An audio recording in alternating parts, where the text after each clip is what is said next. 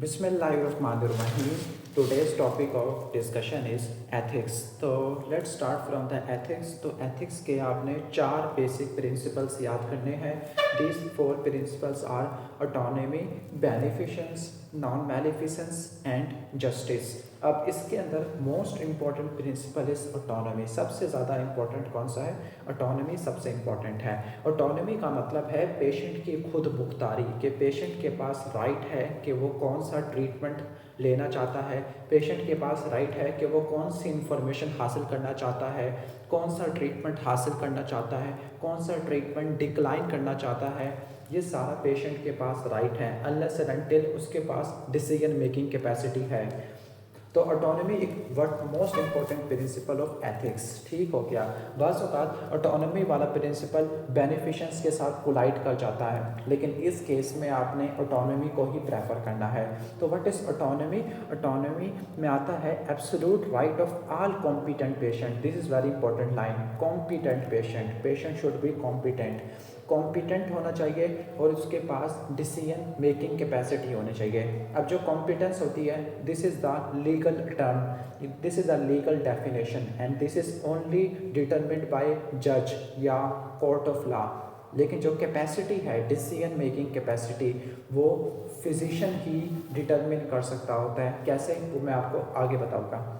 तो ऑटोनॉमी में क्या होता है कि पेशेंट के पास, अडल्ट के पास राइट है. This is very important. Adult, क्योंकि माइनर्स के पास अथॉरिटी नहीं होती, लेकिन कॉम्पिटेंट अडल्ट होना चाहिए. उसके पास राइट है कि वो अपने डिसीजन खुद ले सकता है.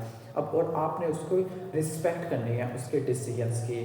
ठीक हो गया. अब ऑटोनॉमी के अंदर बेसिकली क्या क्या चीज़ें आती हैं. आपने पेशेंट्स को की रिस्पेक्ट करनी है. कैसे कि वो जो भी बात कर रहे होंगे, these are all truth telling, और जो भी बात कर रहे हैं आपने उसको प्राइवेसी मेंटेन करनी है. This is called confidentiality. और आपने उनको सब कुछ बताना है ट्रीटमेंट के बारे में, benefits, risk, alternative. This is called informed consent. और उनको अथॉरिटी देनी है कि वो पार्टिकुलर ट्रीटमेंट को एक्सेप्ट करते हैं या नहीं करते.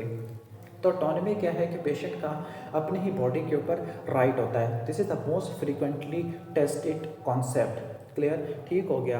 अब ऑटोनॉमी के लिए क्या चाहिए? नंबर 1 अडल्ट चाहिए, माइनर्स नहीं होने चाहिए. हाँ, कुछ माइनर्स में एक्सेप्शन आएगी, वो मैं आगे बताऊंगा. अब अडल्ट के पास डिसीजन मेकिंग कैपेसिटी होनी चाहिए.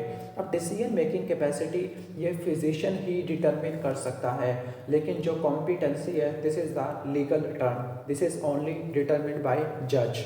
क्लियर? अब जो डिसीजन मेकिंग कैपेसिटी है, वो सिर्फ फिजिशियन ही डिटरमिन कर सकता है. How physician can determine decision making capacity? अब डिसीजन मेकिंग कैपेसिटी 4 तरीक़ों से डिटरमिन की जा सकती है. Number 1 understanding. अंडरस्टैंडिंग का मतलब है कि आपने ये देखना है कि जो पेशेंट है उनको अपनी कंडीशन के बारे में या प्रोसीजर के बारे में या ट्रीटमेंट के बारे में कितनी अंडरस्टैंडिंग है, कितना उनको पता है. दूसरा है एप्रिसिएशन. एप्रिसिएशन का मतलब है कि उनका क्या पॉइंट ऑफ व्यू है अपनी कंडीशन के बारे में. ठीक हो गया. इसके बाद आर से बनता है रीजनिंग. ठीक हो गया.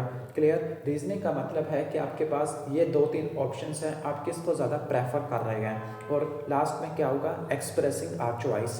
तो डिसीजन मेकिंग कैपेसिटी का मिमोनिक इज यू आर. यू से अंडरस्टैंडिंग, ए से एप्रिसिएशन, आर से रीजनिंग, ई से expressing our choice. These are the components of decision making capacity. If decision making capacity is present and patient have then a right on his own body. Clear? This is the basic principle of autonomy. Clear? ठीक हो गया. अब autonomy does not matter कि जो treatment है वो simple है, safe है या रिस्क फ्री है. हमने पेशेंट को सब कुछ बता देना है कि ये सिंपल था, सेफ है, रिस्क फ्री है. ठीक हो गया. अब पेशेंट के पास चॉइस है कि वो ट्रीटमेंट हासिल करना चाहता है या नहीं करना चाहता. मतलब patient can decline the life saving procedures. के उसको पता है कि एक मदर को पता है कि अगर सी सेक्शन ना हुआ तो उसकी और इसके बेबी की जान खतरे में है, लेकिन फिर भी आपने उनके राइट्स की रिस्पेक्ट करनी है, इनके डिसीजन की रिस्पेक्ट करनी है. ठीक हो गया. Patient can refuse the treatment और टेस्ट. ठीक हो गया. लेकिन जब पेशेंट रिफ्यूज़ करे या डिक्लाइन करे, आपने उनके डिसीजन की रिस्पेक्ट करनी है और आपने रिस्पेक्टफुली पूछना है कि why they want to decline this decision. अगर वो रीज़न दे देते हैं कि उनको समझ आ गया है, फिर आपने उनके डिसीजन की रिस्पेक्ट करनी है। तो respecting autonomy is more important than trying to do the right thing. For example एक फीमेल आ गई है, उसका सी सेक्शन होना ज़रूरी है। जो फिजिशियंस है या गायनाकोलॉजिस्ट हैं वो यही चाहती है कि सी सेक्शन हो जाए, लेकिन पेशेंट कहती है कि मैं सी सेक्शन नहीं करवाना चाहती। ठीक है, अब गायनाकोलॉजिस्ट को पता है कि अगर सी सेक्शन ना करवाया गया तो उसकी जान चली जा सकती है। मतलब गायनाकोलॉजिस्ट तो उसके हक में, उसकी बेहतरी के लिए बात कर रही थी। मतलब जो डॉक्टर थे वो बेनिफिशंस शो करते हैं, लेकिन पेशेंट ऑटोनॉमी शो करता है। But autonomy is more superior than the beneficence. Patient के लिए trying to do the right thing is the beneficence. हम पेशेंट को सजेशन दे सकते हैं कि ये आपके हक में बेहतर रहेगा, लेकिन final ultimate decision is always of the patient. That is why autonomy is more important than the बेनिफिशंस।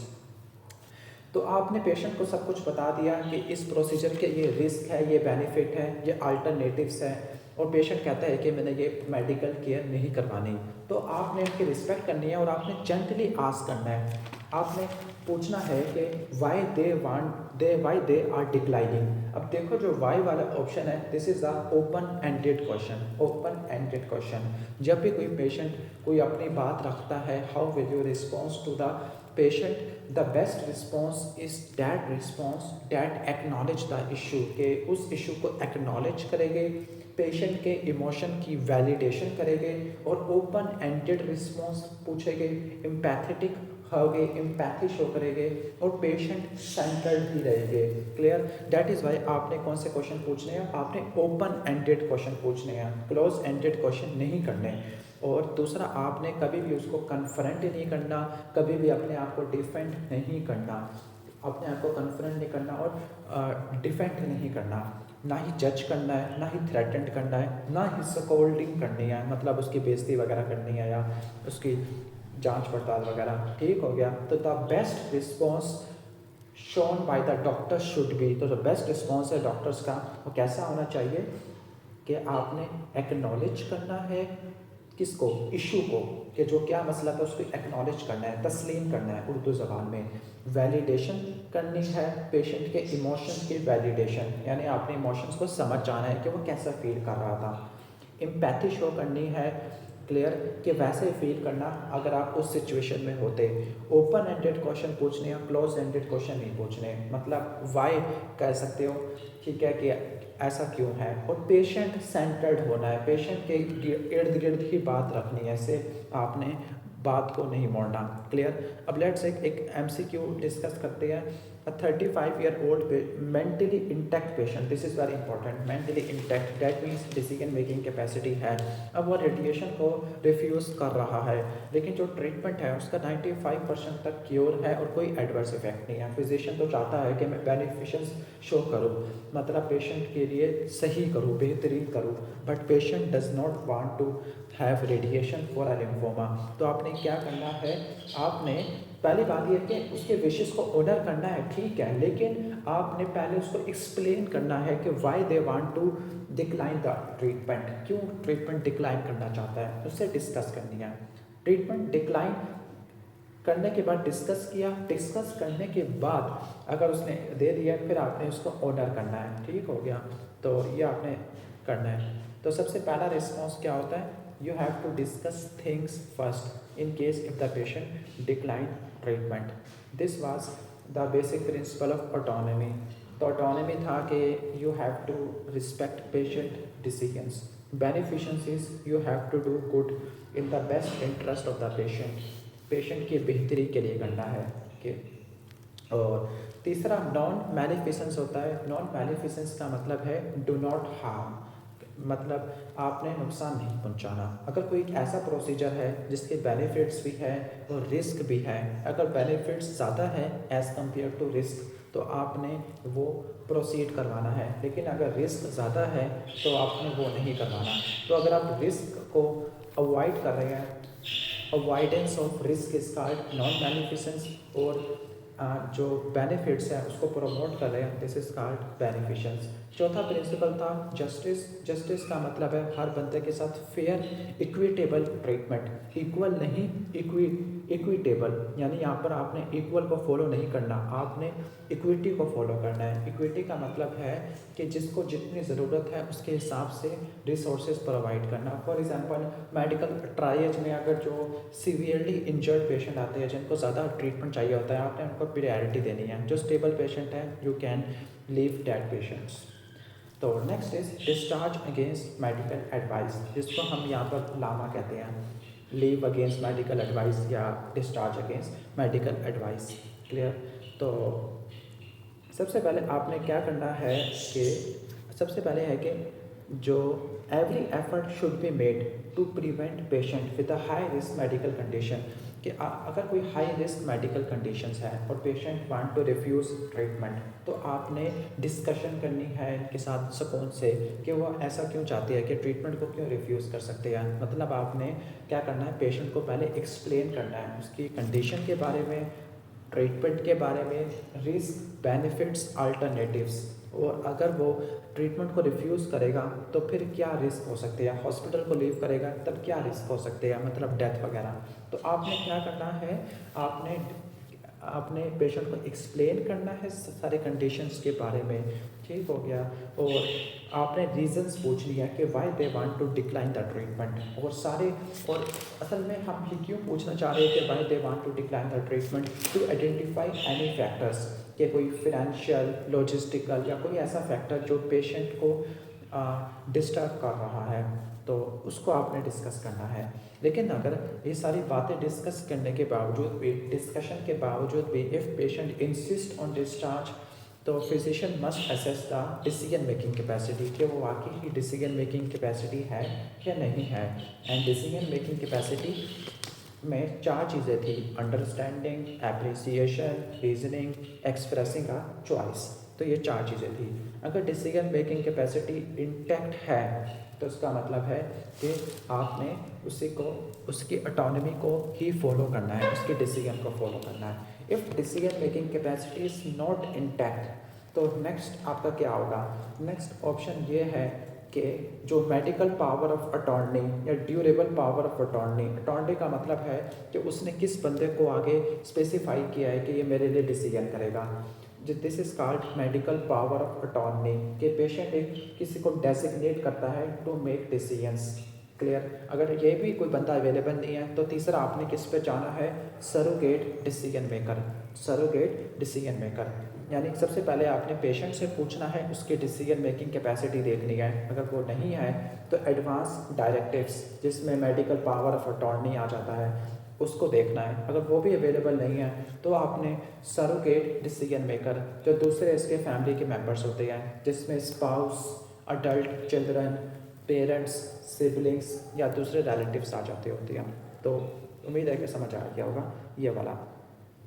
अगर डिसीजन मेकिंग कैपेसिटी इंटैक्ट है तो आपने डिस्चार्ज कर देना है अगेंस्ट द मेडिकल एडवाइस, लेकिन डिस्चार्ज करने से पहले आपने डॉक्यूमेंटेशन ज़रूर करनी है, ठीक है।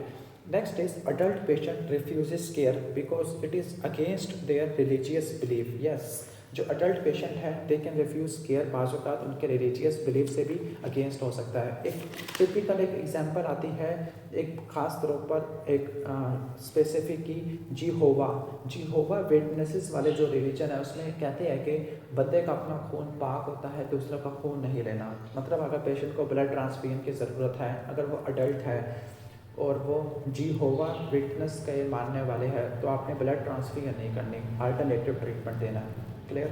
तो adult can refuse care because it is against their religious belief, लेकिन आपने उनकी विशेस को तभी ऑनर करना है, आपने तभी एक्सेप्ट करना है व्हेन आफ्टर एक्सप्लेनिंग ट्रीटमेंट या alternative treatment, risk benefit alternatives, इनको एक्सप्लेन करने के बाद ही आपने उनको एक्सेप्ट कर लेना है। ठीक है, आप जो चाहते हैं वैसा ही होगा। तो उम्मीद है कि समझ आ गया होगा, लेकिन आपने कभी भी फोर्स नहीं करना इनको। अब इसके बाद है नॉलेज ऑफ इनक्योरेबल डिजीज़ में result in significant psychological distress. कुछ ऐसा डिजीज़ जो इनक्योरेबल है, लाइक पेनक्रियाटिक कैंसर है जो कि इनक्योरेबल है। अब पेशेंट को पता लगा कि उसको कैंसर है, तो उसको पहला तो फेज आता है कि वो कहता है कि मुझे है ही नहीं, डिनाई करता है, डिनायल होता है। लेकिन और पेशेंट में क्या हो सकती है, डिप्रेशन हो सकता है, एनजाइटी हो सकती है, सुसाइड वाली फैक्टर्स वगैरह हो सकते हैं। क्लियर, ठीक हो गया। तो ये इम्पोर्टेंट है। तो जब भी आपने कोई बैड न्यूज़ को ब्रेक करना है तो सबसे पहले आपने ये देखना है कि एक बैड न्यूज़ को ब्रेक करने का एक मॉडल होता है, this is called spikes model. वो मेरे ख्याल से हम आगे आगे पढ़ेंगे। लेकिन अगर आप ये देखते हो कि patient is not psychologically ready, कि उतना रेडी नहीं है कि इन्फॉर्मेशन को रिसीव कर सके, तो आपने क्या करना है, उसके डिसीजन की रिस्पेक्ट करनी है। ठीक हो गया, क्लियर। और आपने leave an opening for the patient to change his mind, कि आपने उसी पे छोड़ देना है कि कब वो बात करना चाह रहा है, और आपने काउंसलिंग वगैरह करनी है। क्लियर। अब बैड न्यूज़ को डिलीवर करना है तो उसके लिए जो मॉडल होता है, this is called spikes model. मेरे ख्याल से आगे आ जाएगा तो उसको आगे डिस्कस करेंगे।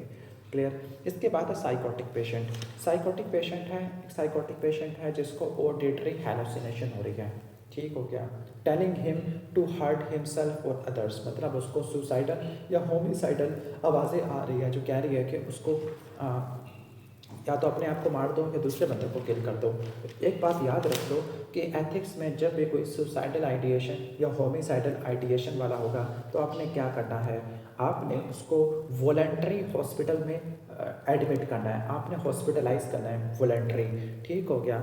इफ़ ही रिफ्यूज़िस तो आपने उसको इनवॉलंटरी करना है। मतलब ऐसा पेशेंट जो सुसाइडल है या हॉमिसाइडल है, साइकोटिक पेशेंट है, दूसरों को किल करने का या अपने आप को किल करने का सोच रहा है, तो आपने क्या करना है, आपने उसको वॉलंटरी हॉस्पिटलाइज करना है। If he refuses then involuntary hospitalize. इसके बाद है आप patient refuses knowledge of his diagnosis, how will you do. कि एक पेशेंट है अपने ही जो डायग्नोसिस है उसको रिफ्यूज़ कर देता होता है। क्लियर। जस्ट एज कि जो कॉम्पिटेंट पेशेंट है उनके पास राइट है मेडिकल केयर को रिफ्यूज़ करने का, इफ़ दे विश। ठीक है। इसके अलावा जो कॉम्पिटेंट पेशेंट है, मतलब है कि इनके पास इतनी ऑटोनॉमी है कि अगर वो मेडिकल केयर को या इंटरवेंशन को रिफ्यूज़ कर सकते हैं तो फिर वो अपने डायग्नोसिस के नॉलेज को भी रिफ्यूज़ कर सकते हैं या दूसरे फैक्ट्स को भी कर सकते होते हैं। अब how to proceed in that case. ठीक हो गया। अब हाउ टू प्रोसीड, तो आपने क्या करना है, उनके साथ एक प्रॉपर सेशन लगाना है और आपने डायग्नोसिस को क्लैरिफाई करना है और बी श्योर कि जो पेशेंट है जो कि नॉलेज को रिफ्यूज़ कर रहा है उसको वो सारे फैक्ट्स पता है। ठीक हो गया। और उसको ये भी पता होना चाहिए कि क्या होगा अगर वो इस नॉलेज को रिफ्यूज़ करेगा। फॉर एग्जांपल, एक बंदा अल्कोहल पीता है और उसका हेपेटोसेलुलर कैंसर हो गया है, he does not want to believe that कि उसका अल्कोहल पीने की वजह से हेपेटोसेलुलर कैंसर है, वो इस बात को नहीं मान रहा। तो आपने इस केस में क्या करना है, आपने उसको एक्सप्लेन करना है जेंटली, क्लियर, के डायग्नोसिस के बारे में। ठीक हो गया। और उसको वो तमाम सारे फैक्ट्स बताने हैं जो लिंक कर रहे हैं, और ये बताना है कि अगर आप इस नॉलेज को रिफ्यूज़ करते हैं, अगर आप अल्कोहल को एज अ रिस्क फैक्टर नहीं मानते तो अल्कोहल पीने की वजह से आपकी लाइफ खतरे में जा सकती है। क्लियर। ठीक हो गया। इसके अलावा आप सरोगेट डिसीजन मेकर को भी आइडेंटिफाई कर सकते हैं। सरोगेट का मतलब है कि दूसरा बंदा डिसीजन लेगा, जिसका मेमोनिक होता है स्पाउस चिप्स। क्लियर। एस से स्पाउस हो जाएगा, CHI से अडल्ट चिल्ड्रन, P से पेरेंट्स और S से अडल्ट सिबलिंग्स आ जाते हैं। इसके बाद एक पेशेंट है विद अ मेंटल इलनेस जो कि ट्रीटमेंट को रिफ्यूज़ कर रहा है, मतलब ये सारी पॉसिबिलिटीज़ है। A patient with a mental illness refusing the treatment. Clear. ठीक हो गया। अब ऐसे पेशेंट जिनको जो मेंटल हेल्थ फैसिलिटीज़ में कन्फाइंड होते हैं, वेदर वॉलंटरी और involuntary, either due to suicidal और होमिसाइडल आइडिएशन, उनके पास भी ऑटोनॉमी होती है कि वो भी अपने ट्रीटमेंट को रिसीव या रिफ्यूज़ कर सकते हैं। ठीक है, लाइक मेडिकेशन, इलेक्ट्रोकन्वल्सिव थेरेपी। लेकिन ऐसे पेशेंट जो एक्टिवली साइकोटिक हैं, जिनको हेलुसिनेशन बार बार आ रही है या सुसाइडल है, ठीक है, they can not refuse treatment. Clear. तो ये एक इंपॉर्टेंट बात थी। Next is 30-year-old patient want to undergo bilateral tube ligation. अब 30 ईयर ओल्ड पेशेंट है, BTL करवाना चाहती है, तो इसके लिए चाहे वो शादीशुदा है या शादीशुदा नहीं है, अगर वो शादीशुदा है तो दूसरे पार्टनर की कंसेंट नहीं चाहिए, इंक्लूडिंग स्टरलाइजेशन। आपने बस उसको बताना है कि इसके रिस्क, बेनिफिट्स, अल्टरनेटिव्स क्या है, ठीक है। मतलब अगर वो शादीशुदा है तो आपने दूसरे पार्टनर की कंसेंट आपने नहीं लेनी होती। This was all about autonomy.